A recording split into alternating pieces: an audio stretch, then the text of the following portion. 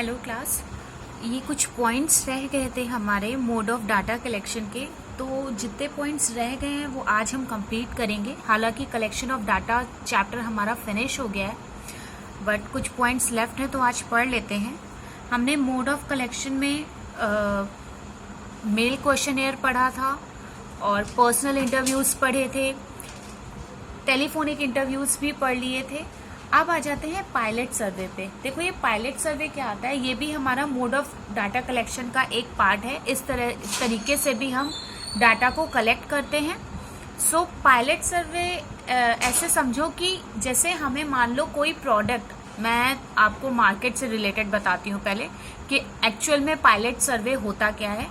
जैसे हमें कोई प्रोडक्ट बेचना होता है हमारा, या कंपनी कोई प्रोडक्ट बेचना चाहती है, तो वो पहले सैंपल प्रोवाइड करती है ना कि ये सैंपल ले लीजिए आप फ्री में, और वो ये देखती है कि मतलब कितना लोग खरीदते हैं उस सैंपल को। तो वो सैंपल से पता लगा लेती है कि कितनी हमारी सेल आगे होगी। ठीक है, अगर सैंपल बिल्कुल भी ना बिका, इट मीन्स हमारा वो प्रोडक्ट बनाना बेकार है। तो जो सैंपल हम पहले प्रोवाइड करते हैं किसी भी प्रोडक्ट की सेल करने के लिए, उसे हम एक्चुअल में पायलट सर्वे बोलते हैं।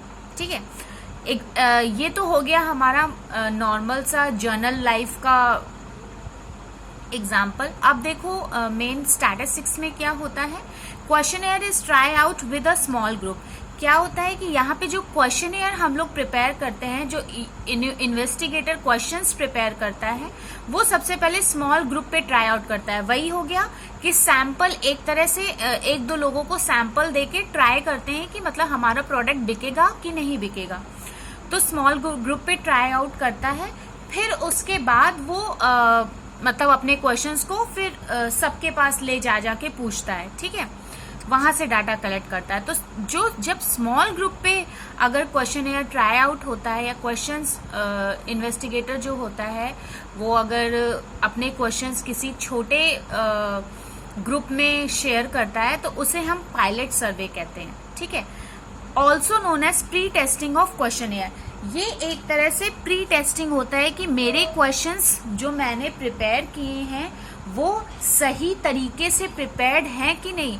ऐसा तो नहीं है कि मैं पूछना कुछ और चाहता हूं और मुझे जवाब कुछ और मिल रहा है। ठीक है, तो ये एक तरह से प्री टेस्टिंग होती है क्वेश्चंस की, कि जो भी मैंने क्वेश्चंस प्रिपेयर किए हैं वो सही है कि नहीं है। वही बात आ गई कि मैंने बताया कि मैं पहले सैंपल दे रही हूँ और लोगों से कह रही हूँ आप पहले इसको यूज करो, और मैं ये देखना चाह रही हूँ कि क्या मैंने ये प्रोडक्ट सही बनाया है कि नहीं बनाया है। तो ये होता है हमारा पायलट सर्वे। नेक्स्ट आ जाते हैं। नेक्स्ट हमने सेंसस मेथड और सैंपल सर्वेस आप लोगों ने पढ़ा है, ये मैंने आपको पढ़ाया है, फिर भी एक बार समझ लेते हैं। ओरली सुन लो।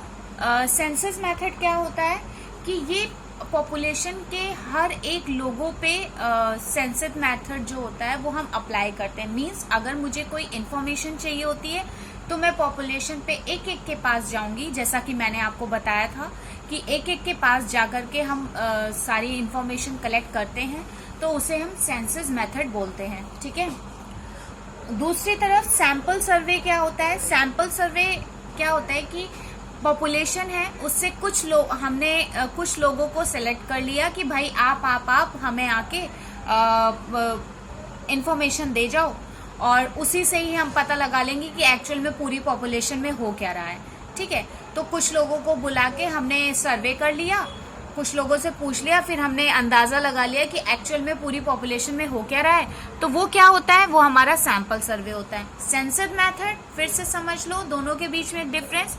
सेंसस मेथड में हम एक एक के पास जाके डाटा कलेक्ट करते हैं, और सैंपल सर्वे में हम एक पूरी पॉपुलेशन का कुछ हिस्सा, कुछ परसेंट लोगों को बुला के अपनी इंफॉर्मेशन कलेक्ट करते हैं। ठीक है, ये हो गया आपका सेंसस मेथड और sample survey. Now next point है आपका, नाउ नेक्स्ट टॉपिक है आपका रैंडम सैम्पलिंग। अब समझो ये रैंडम सैम्पलिंग क्या होती है।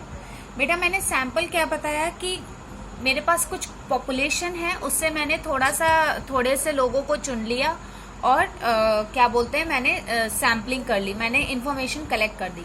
अब रैंडम सैम्पलिंग भी कुछ सेम लगभग वैसी ही होती है। सैम्पलिंग, रैंडम सैम्पलिंग ये पार्ट ही है। सैम्पलिंग के दो पार्ट्स होते हैं, एक रैंडम सैम्पलिंग होता है आपका, एक नॉन रैंडम सैम्पलिंग होता है। रैंडम सैम्पलिंग में क्या लिखा है देख लो, in this sampling is one where the individual units from the population are selected randomly. क्या बोला गया है कि कुछ लोगों की, फॉर एग्जाम्पल समझ लो कुछ लोगों की पॉपुलेशन है, उससे मैंने रैंडमली कुछ लोगों को सेलेक्ट कर लिया। मतलब कि तुम आ जाओ, तुम आ जाओ, तुम आ जाओ, तुम आ जाओ। मैंने कोई ऐसा नहीं किया कि नहीं तुम पहले 4 आओ फिर तुम 4 आओ, ऐसा नहीं। कोई मतलब ना सिस्टमैटिक वे में ना क्रोनोलॉजिकल वे में, किसी भी वे में नहीं।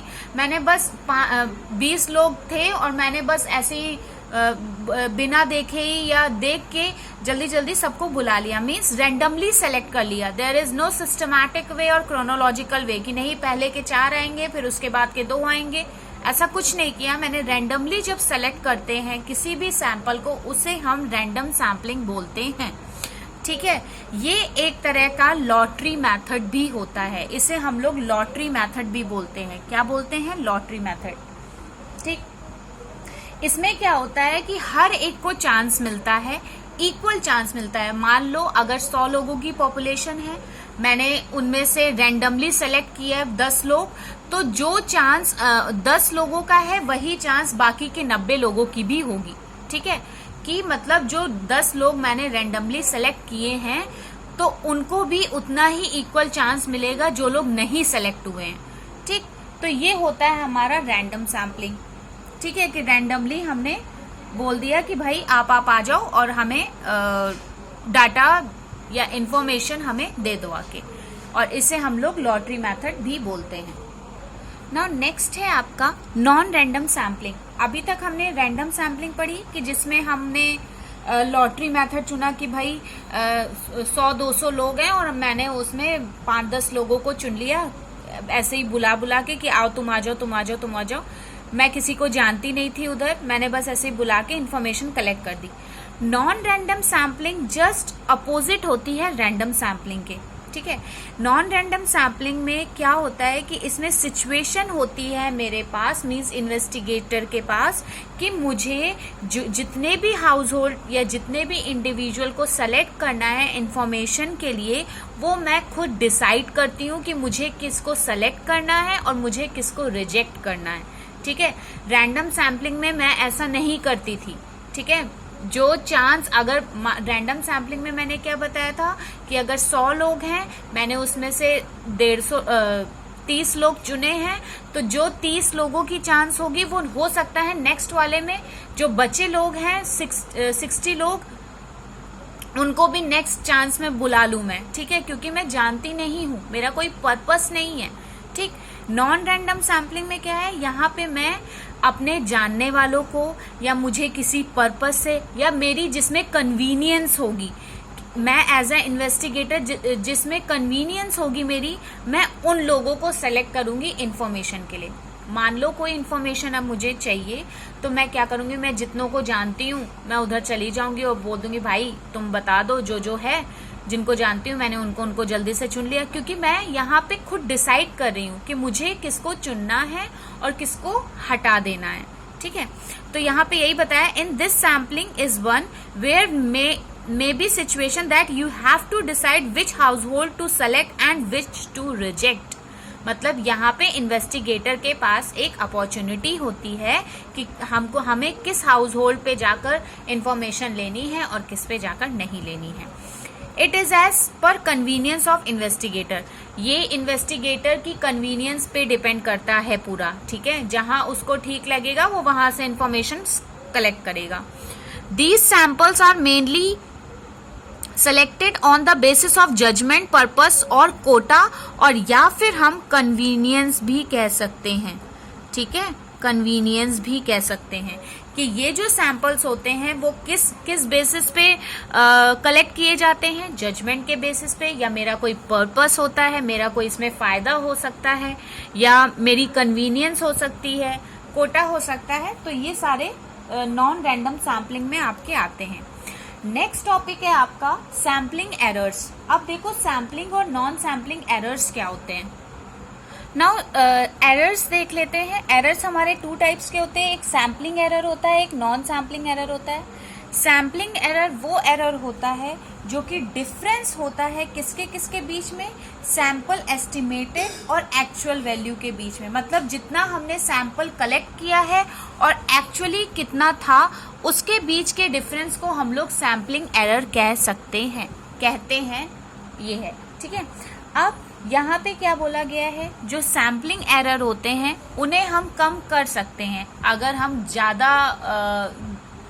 ज़्यादा पॉपुलेशन में अगर हम सर्वे कर रहे हैं तो हमारे सैम्पलिंग एरर हमेशा कम हो जाते हैं, मिनिमाइज हो जाते हैं, क्योंकि हम जब ज़्यादा पॉपुलेशन में करते हैं तो हमें इंफॉर्मेशन जो मिलती है वो most of the time accurate होती है, ठीक है। तो एरर्स होने का दिक्कत ही नहीं होती है।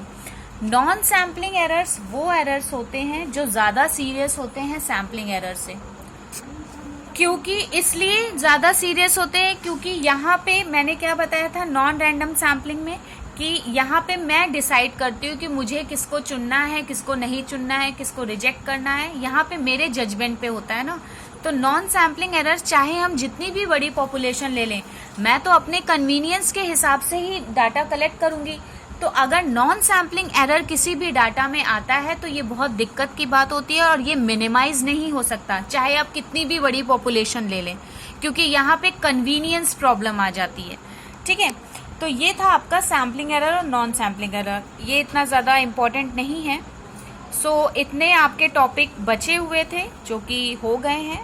अब पूरी तरीके से आपका कलेक्शन ऑफ डाटा कंप्लीट हो गया। Thank you class.